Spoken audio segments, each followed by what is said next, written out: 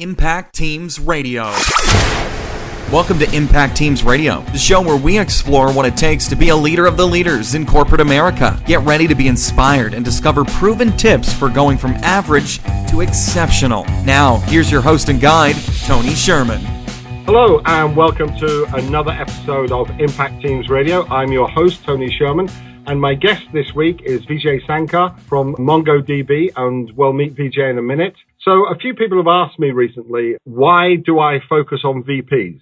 Because I put out there in a blog recently that this show is focused on VPs. And Vijay and I were talking about this in the green room just a few minutes ago. The idea behind a VP to be interviewed, and we'll probably get more into this with Vijay later on, is that with a VP, they are leaders of leaders.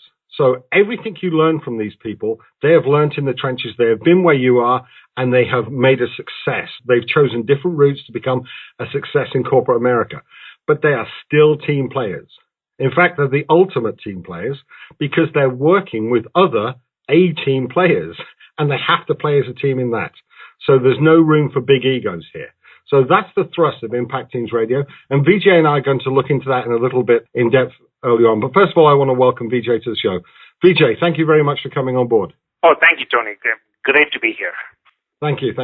So, Vijay, a lot of the people that I've interviewed today have been consultants in the sense that they have moved from one company to another company, and they've stepping stoned their careers over time in terms of reach, in terms of influence, and the amount of workload they have under them. You've taken a different route, I see, that you've started out of college pretty much, and over the last 15 years or so, you've had SAP as your main arc up until the last 2 or 3 years. You started out of college, and then you seem to have worked your way deep and high, I would say. Would you say that is true? Yeah, that's a very fair characterization. I came out of college in the mid-90s and was an SAP consultant. Since then, grew up the ranks all the way to partner. And then I pivoted and went to work for SAP, the software company, as a VP in engineering. And now in MongoDB, I run Channel, which is nothing to do with consulting or engineering, but both those experiences helped me a lot in building a team here. I'm sure actually Channel is a way for you to reach back and use both sets of skill sets and combine them together. Exactly. Yeah. What I normally do is, because everyone likes to start with a winner, is ask you if you could look back over the arc of your career and pick out a couple of instances where you've had really strong wins that you were proud of. Yeah, I mean, there are a lot, and pretty much in all those cases, I have also wished that I could have done it better or sooner. So, but it is what keeps you alive and thriving, right? I mean, if you kind of get into this mode that, okay, I have done it well, then you're not learning anymore and you're not growing anymore. It gets pretty boring at that point. And I get bored with repetition, like very, very quickly. Right. Yeah, the first incident where I thought was pretty good was as a first-line manager in IBM, where you typically don't get pulled into big deals. I had an idea at a project where I was a team lead, which is pretty low in terms of the hierarchy in a classic view. But I had an idea and I chose to speak up. I went to the partner running the account and said, hey, I have this idea. Do you think it will fly? And it did. It ended up in a several $1 million deal. I got promoted. I got to run the account. Eventually, I was the partner of the account a few years later. But it also taught me the value of speaking up. Because if you have an idea, a lot of people have smart ideas. Plenty of people in my team and people who work for them have smart ideas. They just don't speak up.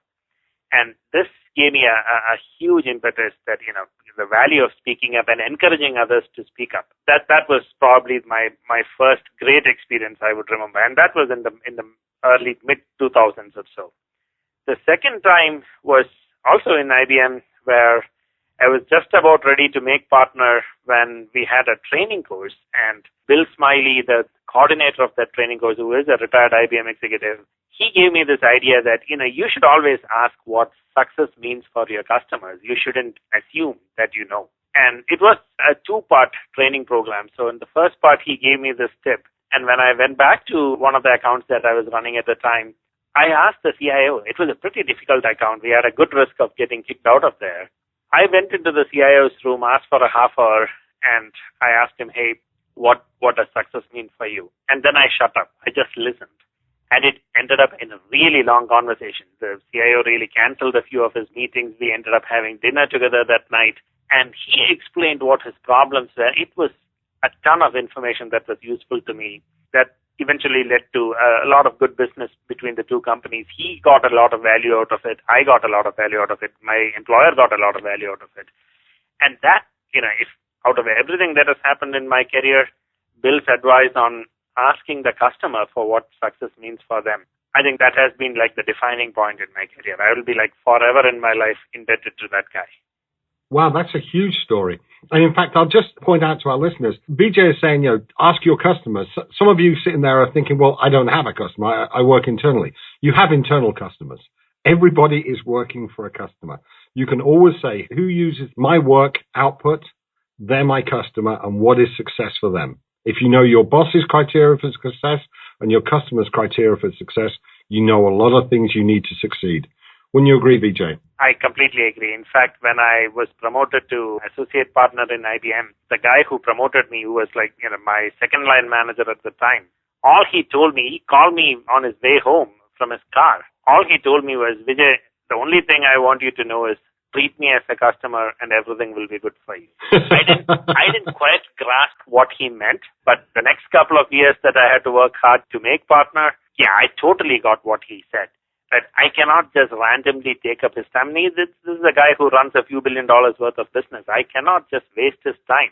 If I go to my boss with a problem, I should also go with a solution. The boss is not close to the problem like I am. And this means that I need to go with a solution, and the boss is just for verification. The boss shouldn't be the problem solver. You have to own the problem and solve it.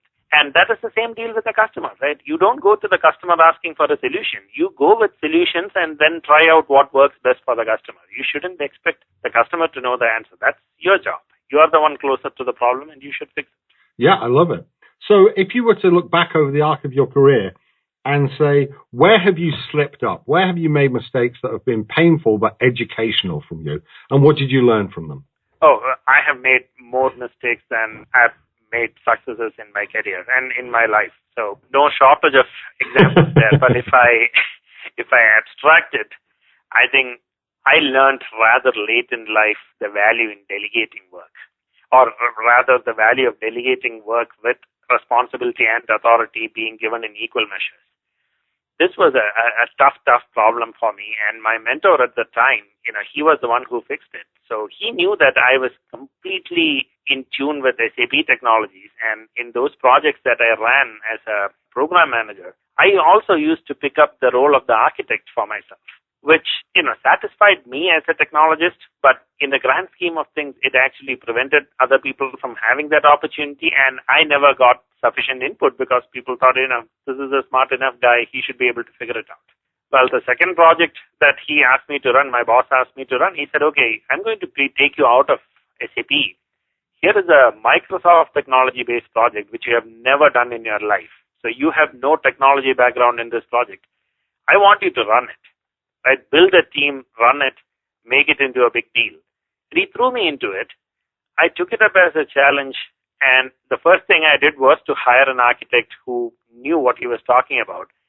And I learned to get his advice and trust him and trust his team. It was very, very, very, very painful because for the first 3 months or so, I would fight him on every technology decision. Because I had done architecture all my life. It was pretty tough for me to see somebody else do it, and occasionally I was right too. It's not like I was doing silly things. I was right too, but on the other hand, if I was right and I just told him, you're stupid, then I'm preventing him from making a few mistakes of his own and learning. Nobody really learns from somebody else's mistakes, right? Although we all say that we should learn from others' mistakes, we do need to make our mistakes early in life and learn from it. And the later you learn the mistake, the more costly it becomes for your career. So it taught me in a rather difficult way, because the customer obviously was not very pleased that progress was not being made because I and my architect were butting heads. But at some point in that program, it dawned on me that, okay, I am a total idiot for fighting my architect. I should, of course, guide him, but I should not just butt heads for the sake of my technology ego. And that was a huge, huge learning for me, because that principle helped me several times later in my career, where I had to trust my team they are closer to the problem than I am when I am at a higher level of the hierarchy.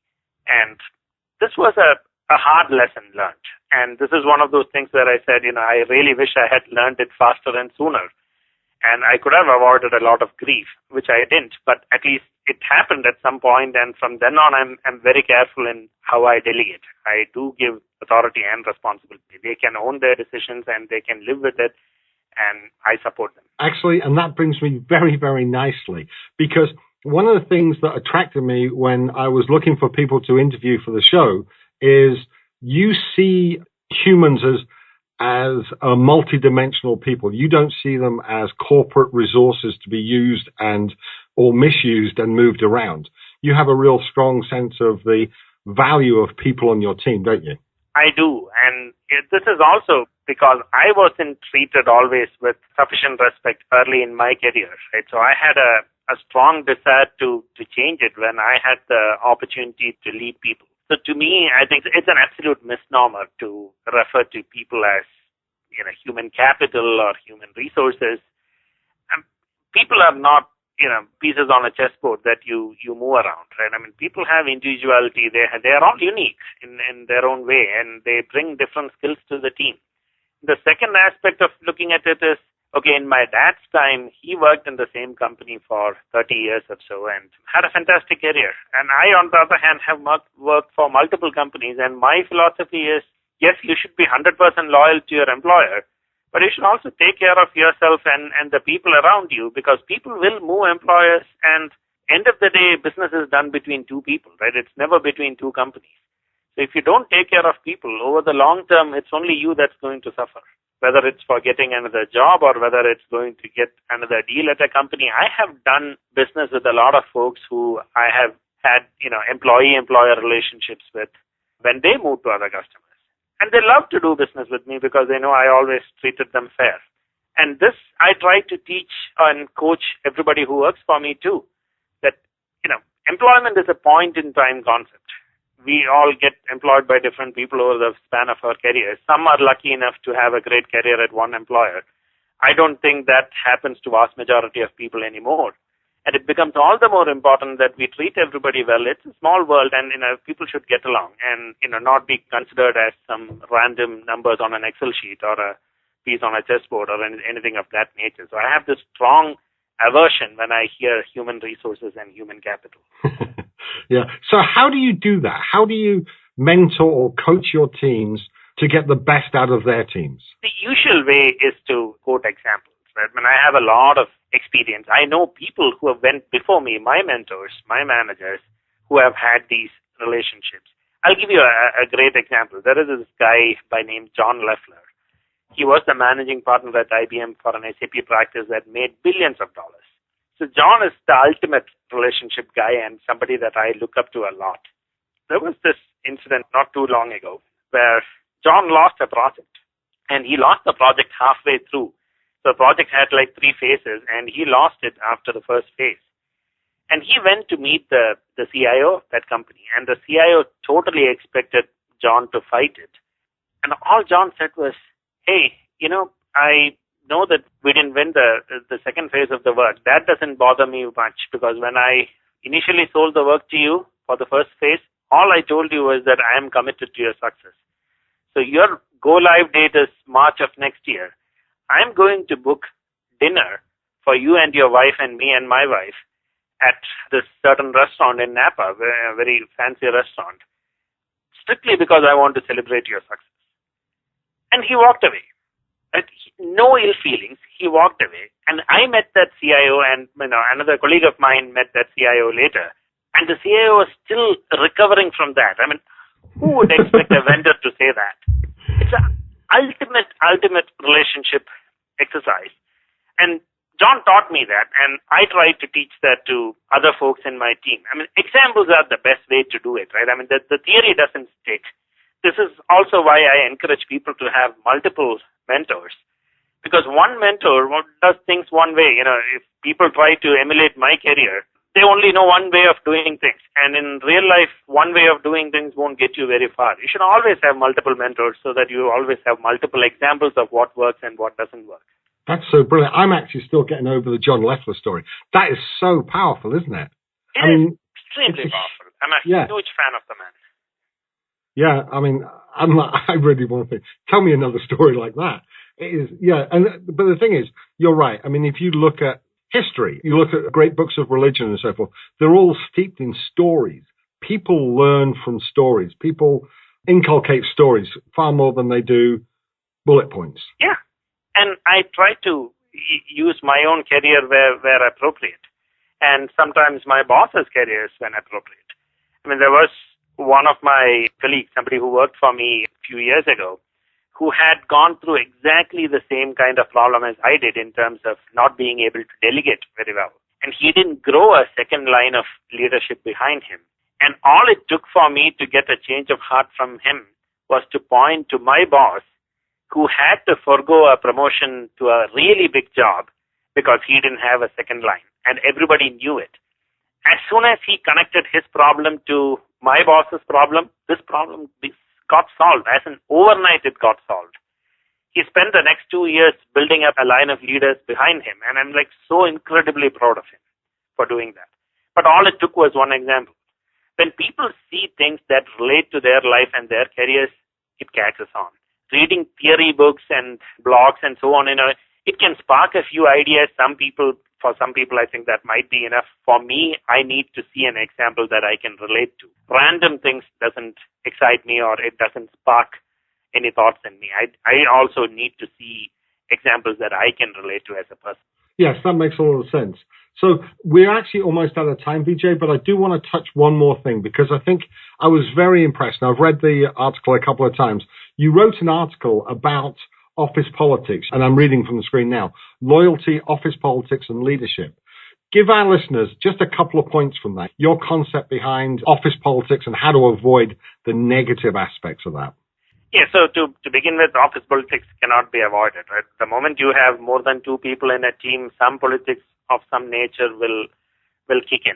And it's not a bad thing, right? I mean, people who tell me that, I hate politics, I can't deal with it, they're also telling me that they cannot navigate a complex structure.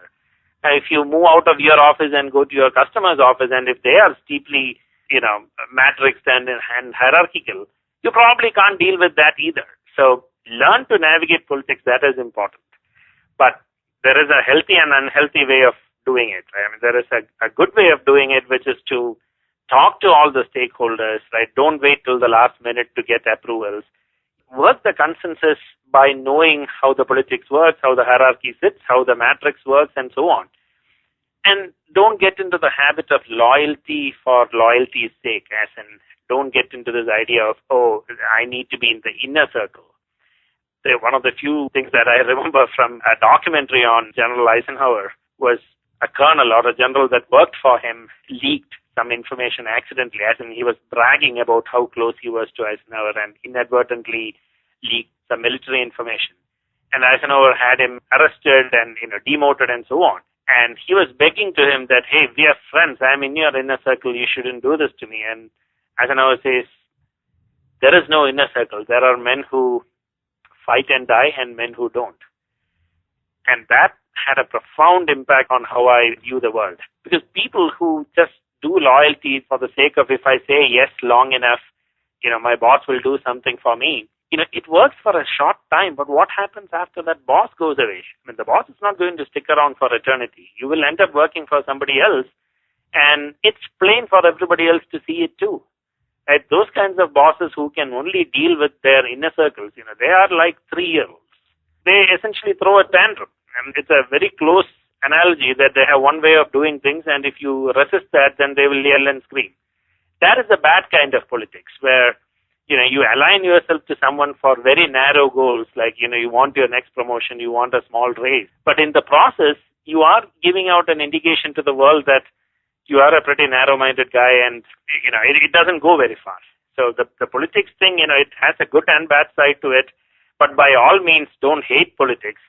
You just need to learn to deal with it, because it's not going to go away, and it's a good skill to have on how to navigate it. Yes, and you reminded me of a saying that I came across a number of years ago, that small people talk about other people, big people talk about ideas. And politics isn't about people. It's about the goals and objectives and the ideas that are floating around, not who owns them. So, Vijay, we are so over time. It is unbelievable. The time just shot by. I want to thank you so much for spending time with me today. Oh, it was a blast. Thank you for having me. Thank you very much. So this is Tony Sherman from Impact Teams Radio. This has been my guest, Vijayasankar from MongoDB. And until next week, if you take half of what you learned and put it into your life and make some of these habits, you'll be a much better leader in 6 months' time than you are today. This is Tony Sherman. That's it for this week. Thank you for listening. Now go and apply these few gems. Make the wisdom you have heard your own. If you want to be part of our launch success, then please go to impactteamsradio.com/love and tell the world. If you want more and never want to miss a beat, please go to impactteamsradio.com/subscribe. If you have 3 minutes, we would love to see a positive review on iTunes. And until next time, remember to act on what you've learned, and you'll be ahead of most of the world. Impact Teams Radio.